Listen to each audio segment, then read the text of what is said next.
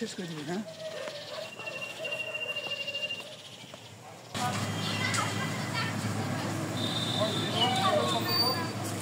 গাড়িটা হলো মোতাহার হোসেনের ছেলে মিশুক ভাই ফোন দিয়েছে যে আমাদের ওই গাড়িটা নিয়ে আসতে হবে ঢাকা, ফিটনেসের ডেট ফেল হচ্ছে।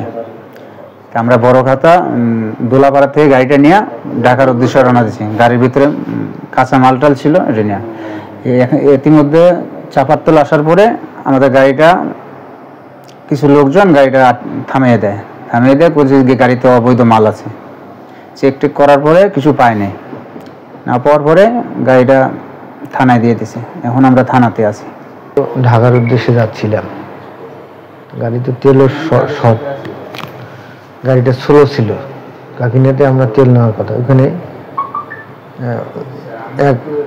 কিছু পাবলিক আর কি 4-5 জন একটা ভ্যানের সামনে দাঁড় করে দিয়ে গাড়িটাকে আটকাতে। আমি বললাম যে ভাই কেন গাড়িটাকে আটকাচ্ছেন, আমরা তো এখানে ব্রেকই করবো। তারপরে এক দুই করে 2-4 জন বেশি হলো। বেশি হওয়ার পরে আবার জিজ্ঞেস করলো যে আপনার গাড়িতে অবৈধ মাল আছে, টাকা আছে। তেমন যে অবৈধ মাল যদি টাকা থেকে আপনারা চেক করবেন, চেক করে যদি পান অবশ্যই এটার ব্যবস্থা করবেন, কারণ আপনার কাছে মাল আছে। পরে ওনারা নিজে খুলে দেখছে, অনেক লোক দেখার পরে দেখছে যে মাল নেই। পরে পুলিশ প্রশাসনকে খবর দিছে, কালীগঞ্জ থানা যেয়ে আমাদেরকে ওখান থেকে উদ্ধার করে নিয়ে আসছে। এটা কোন দলের লোক তা আমি জানি না, কোনো দলের লোক কিনা আমি সেটা জানি না, আমি তাদেরকে চিনি না।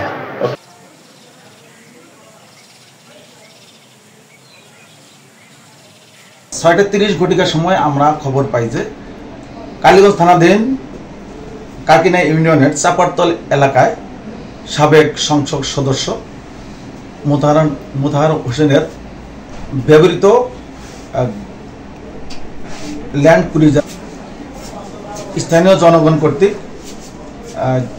কাকিনা ইউনিয়নের চাপারতল এলাকায় আটক করেছে।